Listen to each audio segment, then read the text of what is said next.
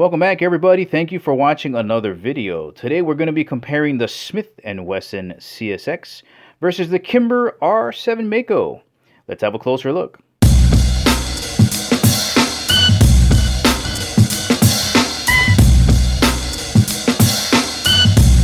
Let me get these both into frame here. Now, I kind of think that the Smith & Wesson looks nicer. I think it's slimmer looking.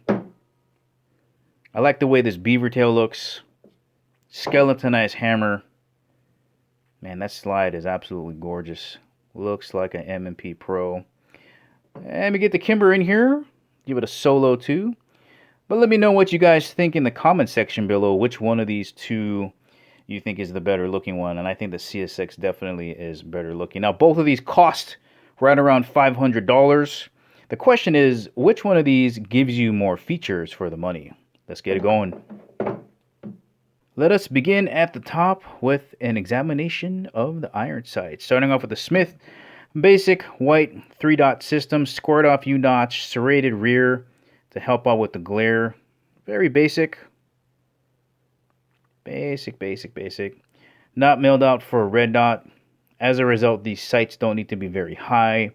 Gonna be real hard hooking things on there to rack that slide. In fact, you can see it's slanted a little bit more to the back, but basic white dot setup. All right, let's bring in that Kimber. You can see here, massive improvement. We have True Glow Tritium night sights. You got 2 white rings in the back, orange in the front, and these glow ridiculously bright.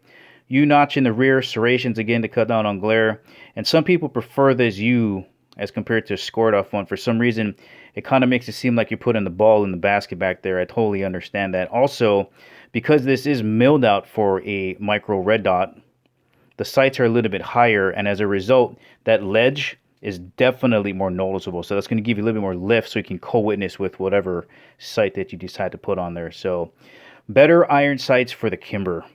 Let's have a look at this slide work though. Look at this front and rear cocking serration. Smith & Wesson does a really good job. Now these aren't scalloped like the M&P Pro, but it's got a lot of the same kind of attitude with it. You got that swedge cut out in here, and it makes it look so good. Guys, this finish on this slide is absolutely mesmerizing. You got these grooves cut out in here to help stop the glare. Nice rolled beveling. Nice smooth all the way around to the side. There's a good look right there. Look at that's just beautiful. I like the way this front cut mirrors the front and rear cocking serrations. It makes it flow just all the way across. Right around to the front there. Beautiful profile. And we got no accessory rail here on the front. But that is a smart looking pistol right there. Over to the Kimber. Now the finish is not as nice. But we do have nice beveling here on the top. And thank goodness that this is here, because that helps really slim down the look of the slide. Otherwise it would look really chunky. Look at the cocking serrations. Really tiny up here in the front, really big in the back. I don't understand that this is. They should have just ran it all the way up here. But, you know, you can still feel it.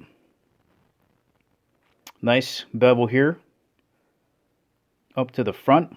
Not as slick looking, in my opinion, as the CSX. Right around to the front. All right. And we notice there is an accessory rail here in the front. So for those that are longing for your flashlight or red dot in the front down here, that one might be for you.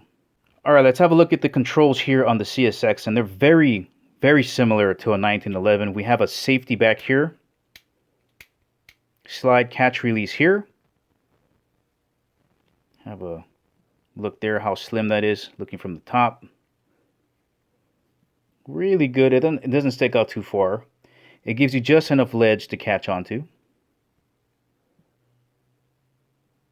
We do have a blade safety up here on the trigger. Really tiny opening up here. You want to compare it to the size of a quarter. Not even that, maybe. Yeah, it can sit right in there. So if you're planning on being outside in the cold, that's a really tiny opening for the trigger guard here. Here's a look at the magazine release.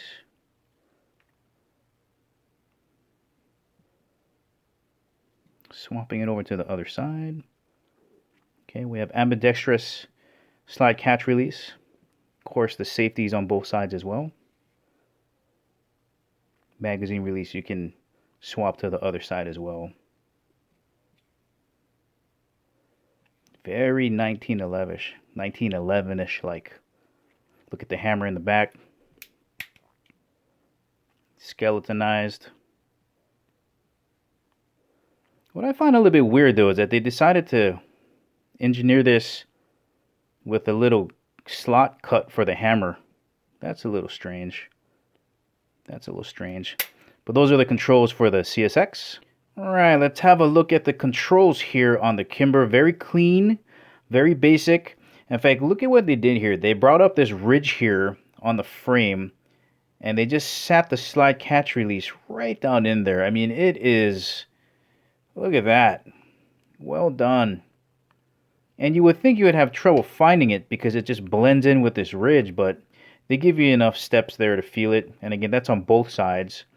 Magazine release also on both sides. You don't have to worry about swapping it on either side. Bladed safety in the front here. Nice cutout in here too. Get nice and deep in there, your middle finger. Nice cutout. The size here of the trigger guard. Yeah, definitely a little bit larger than the Smith. So a lot of more space up front there. Alright, let's have a look at this grip angle here. I like it. I like the thickness this way. Perfect this way.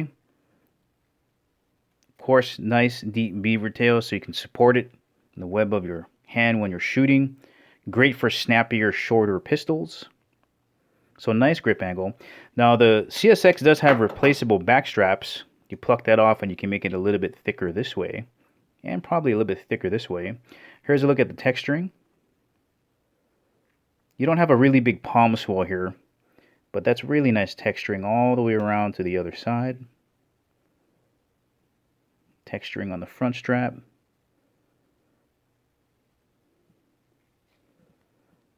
Nice deep beaver tail. And that really helps with shorter pistols because they tend to be a little bit snappier. So you get nice support right in there on the web of your hand. So nice grip angle, nice thickness both this way and that way. Very comfortable. The only issue I have is with the extended magazine, as I mentioned in the previous review. The extended one looks kind of goofy. But you got to watch how you kick the magazine out because that happens. So you got to get your hand in the right position so it falls out like that. Well, at least for me. It gets caught in that fatty portion of my hand. But the 10-rounder, no problem. Nothing gets stuck with the 10-rounder. That goes flying out of there. So although the grip angle is very comfortable, if you're going to be using the extended magazine for the CSX, you got to kind of watch that. And I just think this is really cheap looking. Like when we look at the Kimber, it just naturally molds right into the actual grip itself. But, you know, comfortable in the hand, but just kind of a cheap out on that one. Check out the texturing on the Kimber. It literally is everywhere. It's everywhere. So if you got sweaty hands, this might help. And the texturing is beautiful. Feels really nice. Really nice. You got it all over. Even on the front strap is literally everywhere. You can see the palm swell right here. That fits right into your palm. Palm swell back here. No replaceable back strap. So what you see is what you get here. But it feels real good. Nice grip angle. Nice deep beaver tail area. Although it doesn't have the beaver tail that sticks out in the back. Still feels really good in the hand. And here's what I mean with the magazine. Look how nice that looks. And that just goes flying right out of there. It's not like a cheap piece of rubber band that they put in there. But that feels really nice in the hand too. Beautiful grip angle. Beautiful texturing. All over. Well done, Kimber. Alright, Smith & Wesson comes with two magazines. You get a 10-rounder and then the 12-rounder with the ridiculous looking rubber O-ring on here. That's supposed to make it look cooler, but just kind of really looks cheap. But the quality of the magazine is good. I just wish they did a better job in making it look complete when it's inserted into the pistol. So, magazine on the Smith, pretty nice. Kimber comes with two magazines. Now, I'm not too sure why I got this setup, but online it's supposed to come with a 12 and a 14 rounder. At least that's what's on the Kimber website. I got a 10-round magazine that's actually, you can fit 11 in here. So it's 11 plus 1. And then you got the extension that's a 12 plus 1. But I'm supposed to have this and a 14 rounder. So I'm not too sure what's going on with that.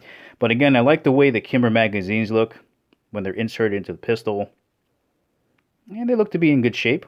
Alright, let's put these on the scale here. So the Smith with the extended magazine coming in at 1 pound, 3.8 ounces.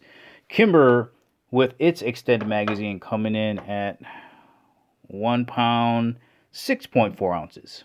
Alright, let's have a look at how these trigger pulls behave here. And the first thing I want to point out about the CSX is I don't like how cheap this trigger shoe looks. You can see the pins in them, and whatever plastic this is, it looks so cheap. I really wish they would put a metal or a higher grade plastic or something. There's the trigger safety in the front here. And then you're going to see on the reset kind of what other YouTube channels are talking about, where it kind of gives you a fake out. Like it's not actually the reset. There's a click that's kind of like a false reset, and you got to let it all the way out. I'll show you what it is though. So here is the first wall, and you pull. Okay, let's say the slide cycles back, right? And this is not the reset. That's not it. The reset is here. Okay, then you would be back on it. Okay, let's do that one more time. Okay, so there is the wall right here. Very little take up. Clean break. And then on the reset, slide's going to go back. Not the reset. Reset is there. And that's what's causing some people on the follow-up shot, you know, for it not to go off there. But again, we'll do it once more. Here is the take up. Nice clean break. And on the reset, again, not here. That's not it. It's out there.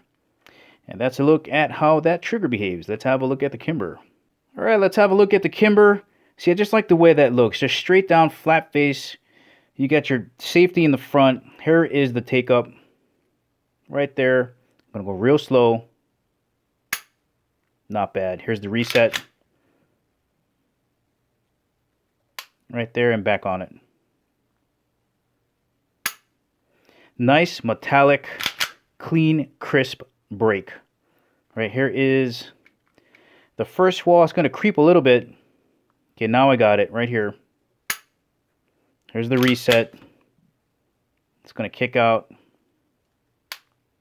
Get back in focus for you guys here. Okay, back on it. And break. Okay, let's try a whole new reset there. Last one went out of focus. Okay, there's the first wall. It's going to creep a little bit right here. Oh, love that break. And here is the reset. And back on it. All right, let's weigh them. All right, Smith & Wesson CSX first pull coming in 5 pounds, 7 ounces. Recocking that trigger. Second pull, we're going to do 3 of these. Second pull, 5 pounds, 2 ounces. That's definitely a lighter trigger pull than what you're going to get on the Kimber. Kimber is like 5.5. Last pull, 5 pounds, 3.5 ounces. Let's get on the Kimber. All right, here comes the Kimber. Ooh. All right. All right, Kimber first pull. Gonna hook it in here and pull it straight back. Coming in. Oh, that's 5 pounds. That's almost the same. 5 pounds, 1 ounce. That might be closer than we think here. Okay, second pull. We're gonna do 3 here too. 5 pounds, 6.5 ounces. Do one more here. Almost about the same then. 5 pounds, 1 ounce. Yeah, so the trigger pulls are fairly similar. Alright guys, going to show you one last thing here from the rear view to look at the slide covers and look at the thickness difference between the Kimber and the Smith here. And the reason I'm bringing that up is that the Kimber almost isn't a micro subcompact pistol. It is heavier and it is just thicker. Look at the size difference, the thickness between here and here. And you know, if it's a bigger pistol, you're most likely maybe not going to want to carry it, and maybe the smaller one you're more likely to carry. And again, I know the value is going to be with the Kimber. Again, these being both the same price, you got the better sights, milled out for a red dot. It's got the better trigger. I don't have problems ejecting the magazine. It's got more features for the same amount of money, but I'm telling you guys right now, that just feels like it's more carryable than the Kimber. But I'll check back in with you guys in maybe about a week, and I'll let you guys know what I think about both of these after the field test. Thank you for watching. I'll catch you in the next video.